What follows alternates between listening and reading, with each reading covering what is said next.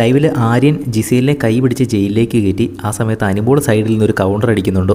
ഇനി ആര്യൻ ഇന്ന് എങ്ങനെ കിടന്നുറങ്ങുമോ എന്ന്. കാര്യം അവർ രണ്ടുപേരും ഇന്നും ഒരുമിച്ചിരുന്ന് സംസാരിച്ച് ഗുഡ് നൈറ്റ് ഒക്കെ പറഞ്ഞിട്ടാണല്ലോ ഇന്നും കിടക്കുന്നത്. ഇന്നിപ്പം ജിസേൽ ജയിലിലാണല്ലോ, ആര്യൻ ഒറ്റയ്ക്കാണല്ലോ വീട്ടിൽ. ഒറ്റയ്ക്കല്ല, ഇൻ ദ സെൻസ് എല്ലാ ദിവസവും ജിസേലിൻ്റെ കൂടെ കമ്പനി അടിച്ച് വൈകുന്നേരം അവരൊരുമിച്ചൊക്കെയാണല്ലോ ഗുഡ് നൈറ്റ് ഒക്കെ പറഞ്ഞ് കിടക്കുന്നത്. അപ്പോൾ ആ ഒരു രീതിയിൽ അനുമോൾ നൈസായിട്ടൊന്ന് കളിയാക്കിയതാണ്.